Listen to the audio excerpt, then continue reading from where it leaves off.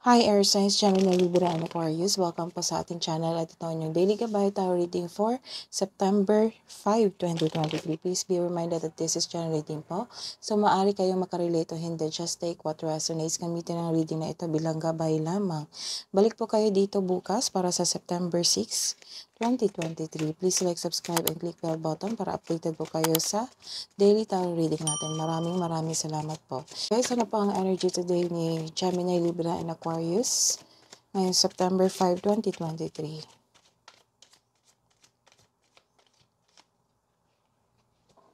Queen of Wands. Ngayong araw na ito, malakas ang iyong charismatic ka, masayahin, at malaki ang tiwala mo sa iyong sarili. You have a very supportive family and a supportive partner. Very passionate ka sa gusto mo sa buhay. Binibigyan mo ng time and effort yung passion mo. Kaya mo maging leader. Please know that you are guided and protected now and always. So you are divinely guided. Very confident ka and sense of worthiness are elevated. So you are becoming confident. You are becoming more confident, which will lead to immense personal growth and improved relationship.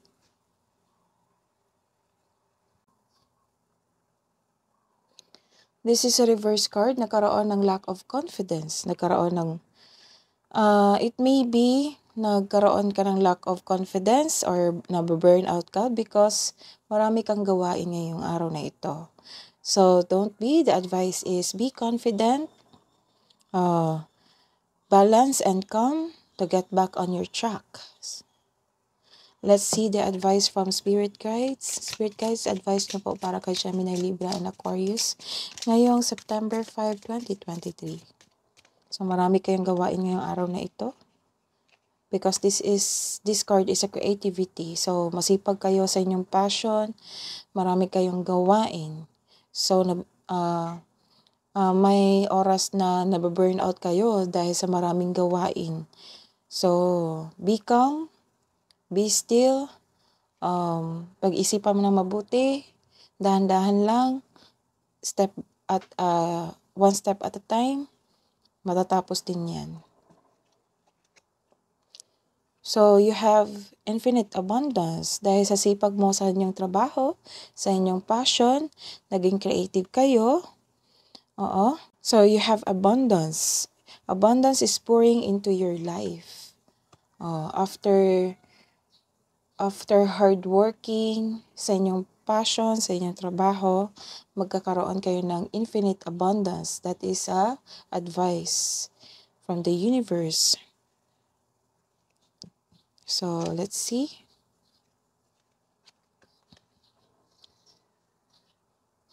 Ang advice is, you will receive the abundance in life after sa hard work mo.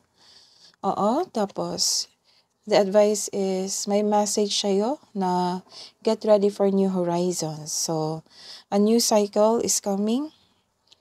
A new opportunity is coming. So, be ready. Ihanda ang sarili. Let's see your career and money. Air Signs, Gemini, Libra, and Aquarius ngayong September 5, 2023.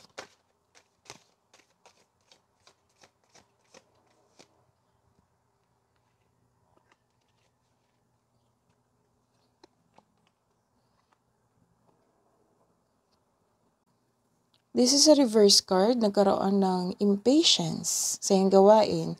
This is the second card. May araw na, may oras na naging impatience ka.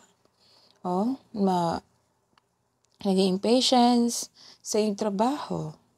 So, nabe-burnout ka. The result is na-burnout ka sa iyong maraming trabaho.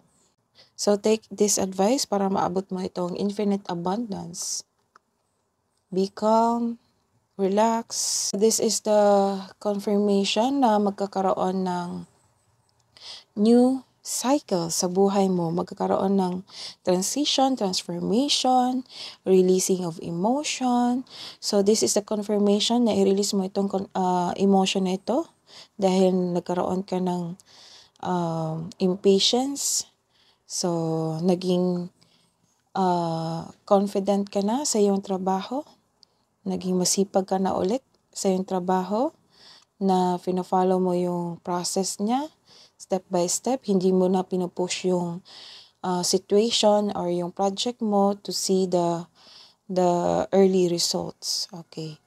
Tapos,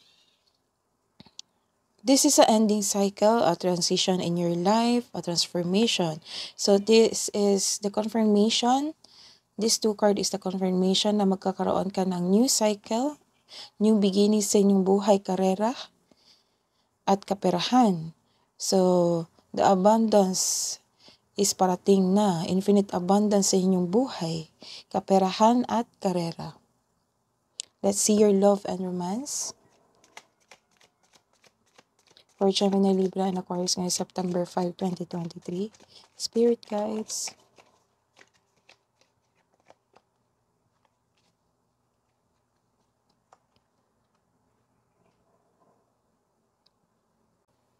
This is a reverse card. Nagkaroon ng wala ka ng time sa iyong love life. Wala kang time sa iyong kapareha. Sobrang busy mo na sa iyong trabaho. May schedule kayo na hindi mo na meet kasi sa sobrang busy sa iyong trabaho. So, balance the schedule. Take time to your love life, sa inyong sarili. Baka ang ilan dyan nagkaroon ng sleepless nights kasi sa sobrang pag-iisip sa kanyang pagtrabaho. So, balansehin. The advice is balance. Mag-ingat di sa taong manloloko o self-centered. This is a sign na may toxic na lalaki sa buhay mo o matigas ang kanyang ulo, na mabilis siyang mag-react, defensive siya na tao. Maaring maka-argue ka ngayon, may argument na magaganap. May gustong makipagkita sa iyo. As in now na, this is your past person na nakarealize na gustong maghumingi ng tawad or makipag-reconnect sa iyo. Baka ito yung taong ito na matigas ang ulo, na naging toxic sa buhay mo, na gusto niyang humingi ng sorry sa iyo ngayon. There is something better for you, kaya itong disappointment na ito ay temporary lamang. Kailangan mong pagdaanan to kasi this is your learning journey. Let's see your love advice, air signs. Don't make decisions based on guilt or what you think you should do. For it is only in being true to yourself that you can be true to the others. So, what's the advice pa po? Para kay air signs ngayong September 5, 2023.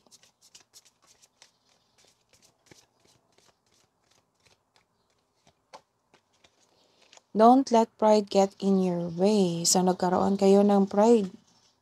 It might be you, it might be your partner or past love.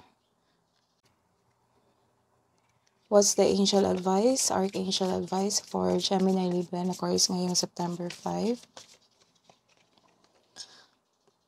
Message from Lord Wiwib Seal. Accept and send healing. You are being of the universe. So you are divinely guided.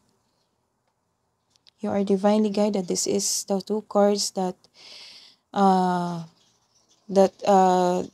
this is the 2 cards na ang confirmation is divinely guided. That you are divinely guided. That is your reading today. Air signs. Balik po kayo dito bukas para sa September 6 reading natin. Please like, subscribe, and click the bell button for notification para po updated kayo sa daily tarot reading natin. Maraming salamat po.